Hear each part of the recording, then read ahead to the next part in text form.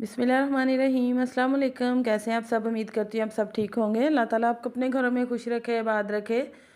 तो इसी दुआ के साथ चलते हैं आज की वीडियो की तरफ। आज मेरे पास बिल्कुल मैं कोई रेसिपी नहीं आप लोगों के साथ कोई शेयर कर रही प्रॉपर।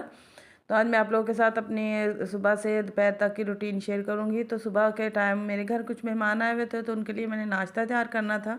तो नाश्ते में मैंने उनके लिए जो मैं मीठी ब्रेड स्लाइस बनाने लगी हूँ, तो उसके लिए मैंने तकरीबन आधा कप दूध लिया था और उसमें 2 चम्मच चीनी डाल के और 3 अंडे डाल के उन्हें अच्छी तरह से मिक्स कर लिया है।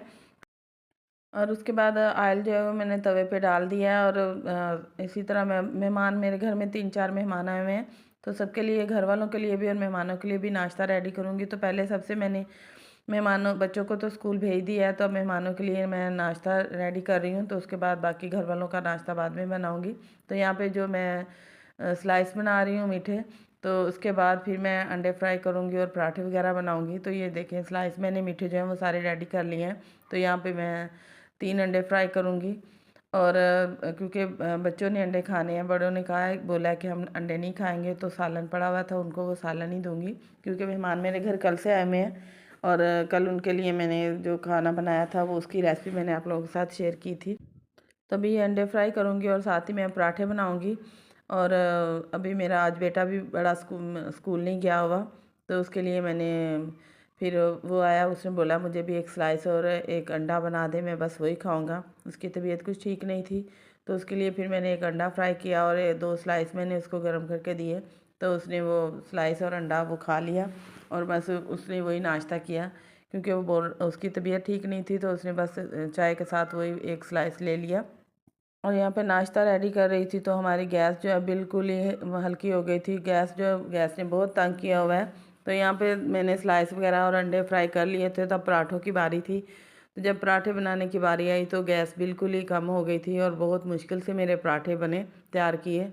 और फिर मैंने तकरीबन बहुत देर लगा के एक एक पराठा बन रहा था, तो फिर मैंने तकरीबन 5-6 पराठे मेहमानों के लिए बनाए। और उसके बाद फिर घर वालों के लिए फिर मैंने अपनी देवरानी के घर गई, वहाँ जाके मैंने बनाए। तो यहाँ पे फिर दोपहर का टाइम था, तो जल्दी तो नहीं खाना बनाया था, क्योंकि वो बोल रहे थे हम लोग लेट खाएंगे। तो और बोल रहे थे कि मैंने पहले तो बोल रहे थे चिकन नहीं बनाओ, तो बाद में फिर बोल रहे थे अगर बनाना है तो आपने उसको शोरे वाला बनाना है, ग्रेवी वाला। तो फिर मैं ग्रेवी वाला सालन बनाऊँगी भी। तो मैंने तकरीबन 1 किलो गोश्त लिया और प्याज लिया है एक काट के, और 2 टमाटर लिए हैं और लहसुन, वो सारा कुछ मैंने पानी में बॉईल करके गलने के लिए रख दिया था। और ये देखें, ये अच्छी तरह से गल गया था।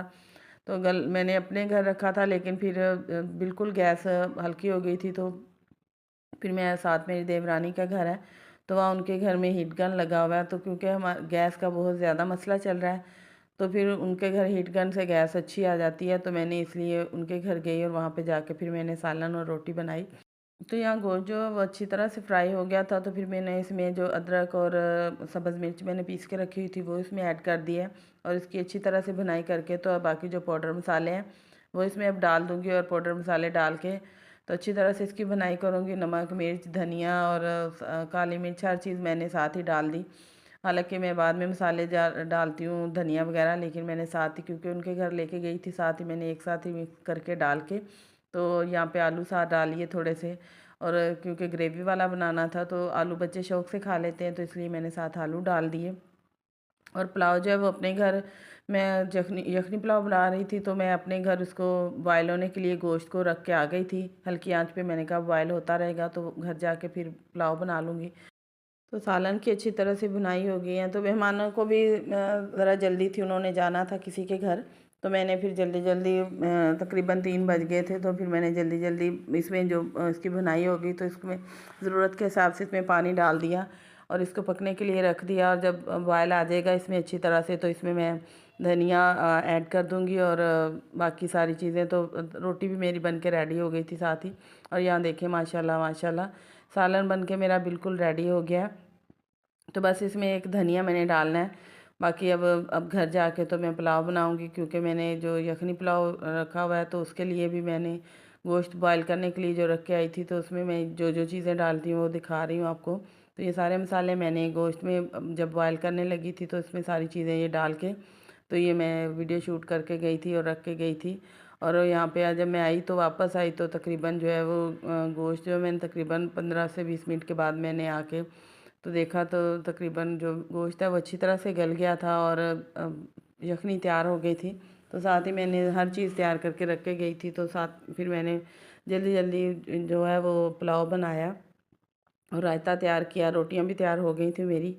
तो यहाँ पे अगर आपको इस मौके पे अगर आपको मेरी वीडियो अच्छी लग रही हो तो वीडियो को लाइक कर दें और चैनल को सब्सक्राइब कर दें।